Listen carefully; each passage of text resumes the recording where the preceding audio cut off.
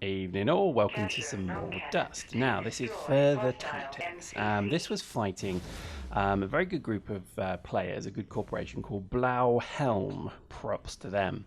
I guess it means blue helmets, but I could be wrong. So forever now, I shall be referring to these guys as the Smurfs. The deadly Smurfs, admittedly, but Smurfs nonetheless. Anyway, brilliant group and very, very tough competitors.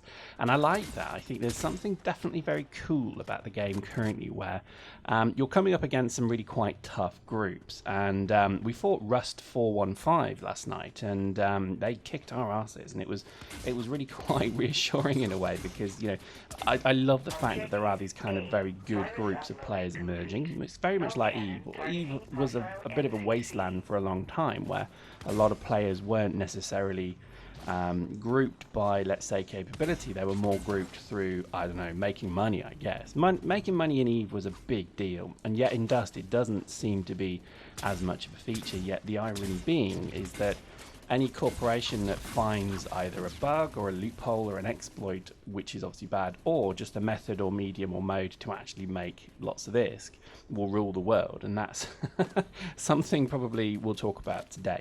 We're also going to cover some of the things to do with the patch that's coming. It sounds very exciting, 1.4. Big props to CCP LOGIBRO. Follow him on Twitter.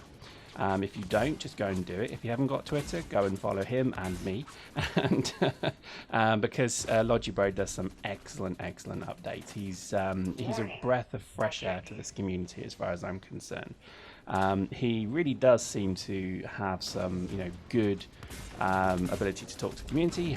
He seems to have a fair bit of respect, and he's a pretty decent bro. So yeah, I'm really loving the fact that he's doing a lot of the kind of community updates at the moment. He seems to really be kind of keeping us all informed.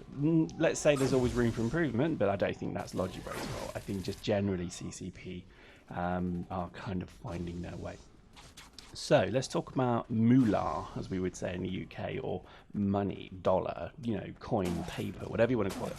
In Eve, there has always been this kind of, I guess, feeling that he who controls the ISK controls the universe. And if you know what film I'm quoting there, post in the comments, because that is very true, I think, of Dust 2. Currently, there is at the moment, I think the skill of the player is still always going to trump money. You can't really buy your way into this game. That's my current feeling. Post in the comments if you disagree, because in Eve you can literally just buy anything you want. You can literally wear an opponent down by having an endless supply of money and buying sovereignty blockade units, whatever it may be, the infrastructure to just keep spamming and spamming and spamming. Now that's kind of true also a little bit within Dust, because within Dust you have this ability to perhaps launch an attack anywhere on any district with ISK. Now if you have the ISK, if you have the paper, you can basically come and put an assault on anywhere you like. Now this is why I've always made it very clear in the Corp and the Alliance per se that he who comes up with a way to make infinite ISK will win my favour forever. They will have the privilege of my firstborn. Because to be honest, if you can have an inexhaustible supply of ISK in this game that is truly inexhaustible. So in Eve, the moons will constantly produce wealth, and they will do that as long as you control them. Hence so much wars are fought and lost over these moons. And in Dust, there needs to be a similar thing. He who has, 20 billion ISK in Dust and has the ability to keep throwing away 20 billion every week or every month, whatever it may be, will control this game. And I think this is a fascinating topic because I think a lot of people in Eve for years, there was always this endless, quest or crusade by all of the players for both legitimate and non-legitimate ways to make ISK. So a lot of hacking, a lot of exploitation went on. Basically, a lot of the big alliances were pretty much doing anything they could to fool the game, because it became pretty much he who had the money would rule the world. And you saw things like duplication of assets. That was obviously a big one that got patched pretty quick. You saw a huge amount of people fooling the complexes. So like I guess, other online games. You have dungeons, or as they call them here, complexes of levels where you fight each one, then you get to the end baddie, and the end baddie drops something rare that you can sell for a lot of ISK. That's exactly what happened, and you know, a group of players found a way to basically get to the end level very quickly, kill the baddie, and do this every 20 minutes, which naturally just broke the game utterly, because all of a sudden they were able to earn, you know, 20, 30, 40 billion ISK every 20 minutes, that kind of thing. So it got a bit kind of crazy. Now, I think within Dust, there are a lot, because I know this is happening, a lot of players are looking and searching for the ways to make money, because if you have the coin, you could just win any alliance battle and war, not by actually winning the fight, but by constantly tying your opponent down. If you imagine every district, no matter if you won or lost, if you were able to attack every district, every single one, every time of the day, no matter when it was, eventually your enemy is going to give up probably within a few days, because who on earth wants to field that? Even with an alliance like ours, which is like 2,300 members, you're going to get eventually tied down.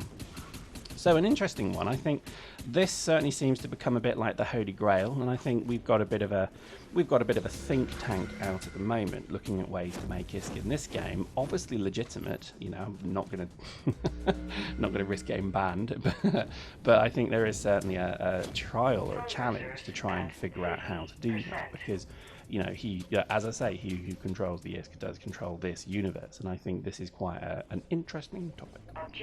Okay, let's talk about other stuff. So the new patch is coming, 1.4. Now, again, I do like to maybe kind of be honest with you guys and say, look, to be honest, I actually don't know what's going on a lot in this game all the time. So it does make me smile when people say to me, I've learned so much from your channel. Because literally, if you just picture, you know, the general, you know, meme for my channel is some kind of chimp with a cup of tea in its hand, scratching its head, looking a bit clueless. That really is pretty much what my channel stands for, because I get my information from listening to people in gang and listening to people in Alliance, and some of it is absolute Filoni bollocks. So just be careful what I say. But as far as I'm aware, I will just cover the ones that I definitely 100%, well, 90%, well, 80%. Well, the ones that I think are coming, and if they don't, well, I look stupid.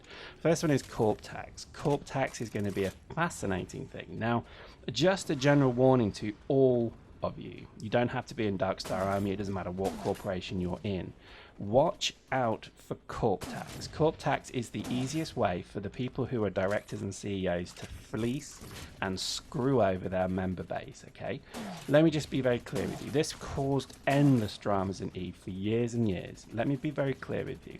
10% is fine. 10% of your winnings going to the corporation is acceptable, because that gives you, you know, you're basically, by playing the game, you're contributing, but you're also going to get benefit from that collective pot of funds. So it could be, you know, more fun attacking districts, whatever it may be.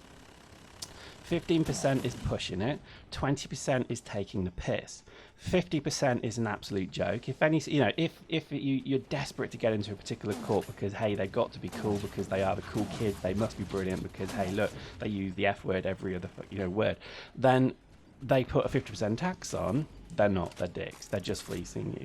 And if ever you find out that the corporation tax is fluctuating, be very cautious of that. Do not trust a corp where they put the corp tax up and down all the time, because it just means that too many people are, you know, dicking about with it, basically. We in Dark Star Army, or Tull, I think we're going to set a 10% tax, and we'll do this with a proviso that if people think that we're taking too much money from them, then fair enough. But I give them this guarantee that, you know, that 10% will be static; it will never change, unless obviously circumstances thing that. But just be really cautious, because I can tell you now there's going to be a massive amount of drama when corporation tax comes in. Too many people are going to get too greedy, because it's going to fuel their prototype or their, you know, their enforcer tank habit. And I think it's you've got to be really careful now, because unfortunately so many people are kind of a bit blind into going into a corp. You know, you don't want, you're in a good corp, you don't want to leave the corp because, hey, they're the best, they're brilliant, they've got a name. Just be careful of it, because seriously, a lot of people are going to fleece the hell out of this system. And, you know, having been a CEO for 10 years now, in even, what, 2 years here, Although Josh is a CEO, but you know what I mean. You know, we know the very sensitive nature that is the corporation tax is something that too many people can piss with, and they will literally exploit. So be careful of that one. What else is coming? Aim assist is coming, so that's interesting. Not really, couldn't give a shit, but it means I'm probably going to die a lot more, but hey, that's fun. I think they're going to smooth out some of the controls, so things like the shotgun's going to get a bit better. But I think just in general, there's going to be a bit of an overhaul on vehicles as well. I did hear that there was talk of getting ammo, maybe not for this next patch, but vehicles with ammo sounds pretty cool. And I think just in general, you know, the last few updates they've done have improved the game.